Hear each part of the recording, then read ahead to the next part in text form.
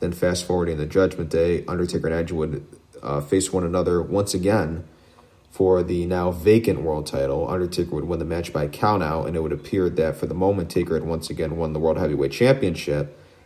But out would come Vicky, and she would announce that the title could not be won on a countout, so the title would still remain vacant.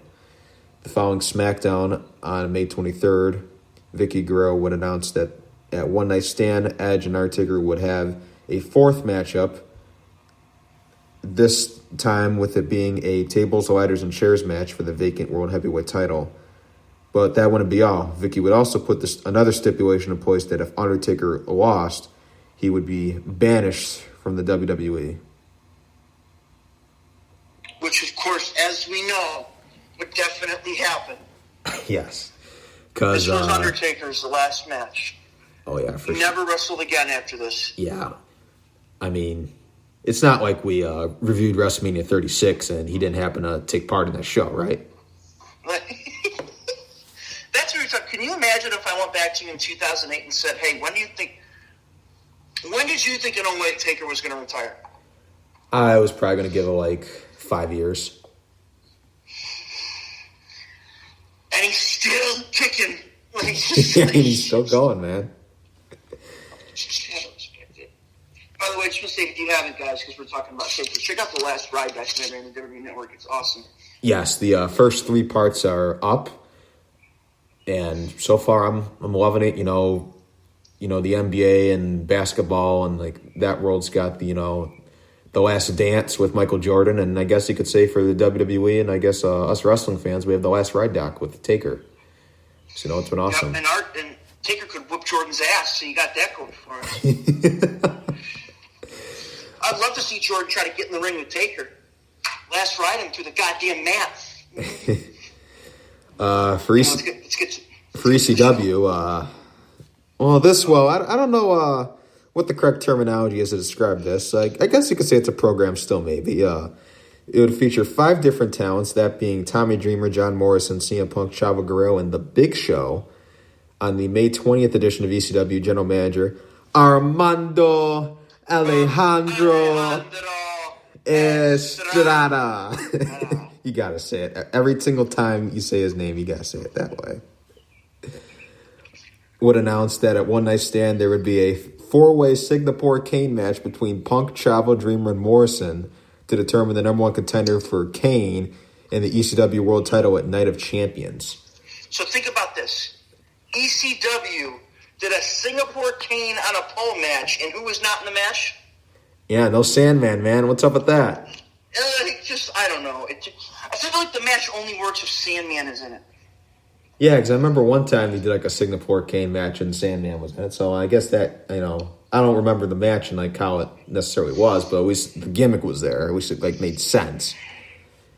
So, then the same night, Chavo and Morrison would face Tommy and Punk in a tag team match. I guess to preview the pay-per-view, which I guess you could say. And in this, we'd see Chavo and Morrison pick up the win. And following that, Big Show would arrive and take out each of the 4 stars and announce that he too would be a part of the number 1 contenders match at One Night Stand, making it a 5-way.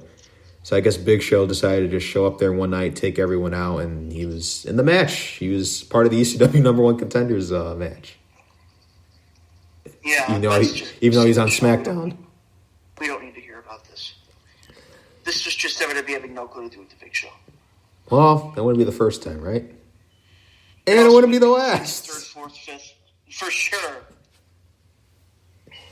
So, yeah, that's all we had for the backstory here. So I tried to get the most out of that as I could. As I said, we're coming off of like a 2-week build here, so I had to run through and recap, stuff that happened even before this, like in order to get anything out of that. Yeah. So I guess without further ado, let's just get out of the show. So this is, of course, One Night Stand 2008. This was done by WWE World Wrestling Entertainment on June 1st, 2008. This is May 31st. But we decided just to go ahead and give it. What's a day, I guess? I figured, it'd be better to just do this here a day early on like the last show of May rather than just just waste it on like something else. So this was done in the San Diego Sports Arena, now known as the Pachanga. What, I don't know what the hell. Who gives a shit? It's now known as the Pachanga Arena, I believe that's how you say it. In San Diego, California, in front of 9,961 fans. That'd be the recorded attendance figure. And 900,000 buys for One Night Stand in 2008. 900,000 buys, baby. They beat every WrestleMania since then. That, you know what? I'm actually glad I did that because that was funny. I don't care. That was funny. They were up 600,000 buys from the last pay-per-view. People were excited for that. I quit match between Beth Phoenix and Melina. No, I mean, don't get me wrong. We're going to get into that. It was pretty good, but I mean, yeah. People were, hell yeah, man. People were just like, this is like another Mania. Oh, no, this was a really good show. We're not trying to like joke around, but I'm sorry, that was a funny error. What were the actual buys? The actual buy rate number was 194,000, which is only up 8,000 buys from the previous year. But another thing to note here is this is actually the final One Night Stand pay-per-view. It would later be changed to Extreme Rules, which is an event that we still have to this day. I think part of that also came with just, the company going PG in the summer of 2008. So, they had to change the name, I guess, because One Night Stand may not be the most family-friendly term. But, yeah, the brands representing this would be Raw, SmackDown, and ECW. The commentators would be Jim Ross and Jerry Lawler for Raw. Another side note is this would actually be the final time that JR and King would call a pay-per-view event together as the Raw commentary team, because the draft would come a few weeks later, and they would send Jim Ross to SmackDown. They send Michael Cole over to Raw, and they just mix everything up. So then... And then we get the great team of Michael Cole and Jerry Lawler. Yeah, we would. For the next... Which would just... We'd pray it was off our television screen for the next 5 years. Yeah. I don't know what it is. It is like they called SmackDown together in some of the early years, but it just didn't work. I don't know what it was. And even when it happened, I'm like, this doesn't seem right. It's like why move JR off of SmackDown? That guy was the voice of Raw for so many years. It was it just didn't seem like there was any good reason to do it. Yeah, it really didn't. But let's get to the show. And then also we'd have Michael Cole and Mick Foley as the SmackDown announce team. And we would have Taz and Mike Adamle as the ECW announce team. And the theme song for this pay-per-view would be Hell Yeah by Rev Theory. A lot of Rev Theory songs in 2008. There was the WrestleMania theme song, Light It Up. There was this song for this pay-per-view. And then, of course, there was Voices, which became the new Randy Orton theme song. A lot of Rev Theory in 2000.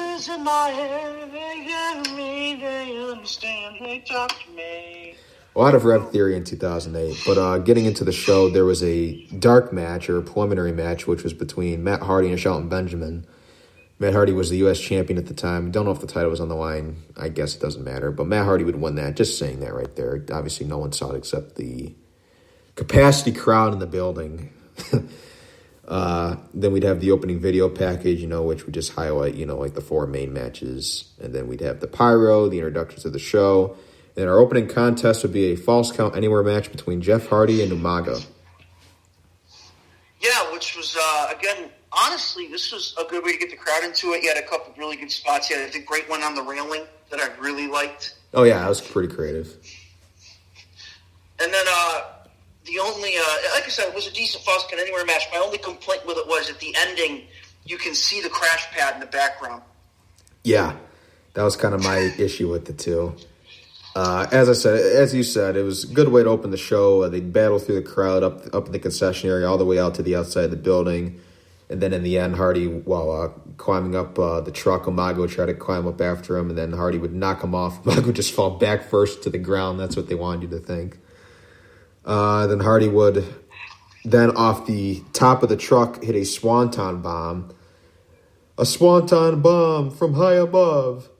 You'd see Hardy in position for the cover on top of Umaga. That was great. It's like he does a swanton off the truck, and he's just already in perfect position for the cover. And then the referee would count the three for the win, and then, as you said, in the background, you could actually see the crash pad that was used for the spot there, so that was kind of a shame. Mm-hmm. But, this was a good way to start. Like I said, they had the cool spot on the railing where Jeff Hardy slid down and clotheslined Umaga. Like I said, it was just a good match. What did you give this star-wise? I went with 3. You went with 3.25. Of course, this is 2008 Jeff Hardy, so that's always great. All the stuff Hardy did this year for me was just awesome. I mean, I loved it. And then Umaga, I always say I think was very, very underrated. So I thought it just made for a unique match. Hardy would win 9 minutes and 27 seconds. And then after this, they would go to Mick Foley, who would explain the rules of a stretcher match. And they'd also do the poll of who he thought was going to win the stretcher match. So then we would have next, they go to the ECW announcers team. Then we would have the ECW World Championship #1 contenders 5-way Singapore Cane match. CM Punk versus Tommy Dreamer versus Big Show versus John Morrison versus Chavo Guerrero, who had Bam Neely in his corner. You know what's really sad? Yeah. I watched this show, 2 days ago? Yeah. I have no memory of anything that happened in this match. I didn't get a lot of notes on it either. I got the beginning, the middle, and then the end, but it's a typical ECW 08 match where I hate to say, you just don't care. You don't care. I know, and it's a shame because they actually, at this point, they actually have some good people on the show. And they even have good people in this match. But just think about that. It's a #1 contenders match. It's also a 5-way, but it's a Singapore Cane on a pole match. They didn't gimmick that one up too much, did they? No, I don't know. It's a stupid concept to begin with. Yeah. And two, let's say it only works if you have Sandman in the match. I agree. And my other problem with it is Big Show won this. Yeah. Which was the most obvious thing in the world. Oh, it totally was, because they wanted to going into the and they teased it. They showed in the preview, on ECW the past week, that it was Big Show and Kane just staring down each other. It's whenever that happens, you're basically giving away that this is going to happen. It's just even you look at it now. It's when they started where Shayna Baszler attacked Becky and they started having a feud before she even won the chamber match. It's are you just not giving away the fact that it's going to be Shayna Baszler and Becky Lynch at WrestleMania? Exactly. It's that type of thing. And not only that, the match wasn't great. It was... Yeah, what can I say? In the beginning, Punk, Dreamer, Morrison, and Guerrero would all team up against a Big Show. So, I guess there was some psychology there where, you're trying to take out the biggest guy in the match. They try to take him out early. Then each of the 4 I just named that were trying to take out Show would go to the top of the corners and grab the Singapore Canes. They'd hit each other with it. What else can I say? Oh, yeah, there was... See, this is all coming back to me now as I'm thinking about it. I should have probably wrote more notes down for this, but there's also the point where Sean Merriman was in the crowd, the all-pro NFL star at the time. He was in the crowd, and there was a point where Chavo would accidentally hit him with the Singapore Cane while he's in the crowd. And then there was also the point where Punk would bring him back over there with the cane, and then Merriman would he'd ask for the cane, and then he'd actually give Chavo a pretty good cane shot. I'm not gonna lie. Yeah, no, he would. So there was that. So I guess that was kind of fun there, but that's probably about all I can say. Then Big Show at one point he'd get busted open. He was going after Morrison, I think, with the steps, and he got tripped. I'm trying to remember who's. I know he got tripped and then his face went in the steps and he got busted open. I think it was Morrison. And also Miz would get involved at one point. He'd come out there and then he'd get his ass kicked. And Bam Neely would try to get involved and he'd get his ass. Everyone would get their ass kicked by Big Show. There's also a trash can outside of the ring. It just had all the canes in it, which I didn't get that part because it's kind of I thought the idea here is they have all the canes that are hanging above on the corners and stuff. And then they get them and they can use them. But instead, they already had this trash can of the canes outside of the ring. I don't know. I didn't like this gimmick or this concept. But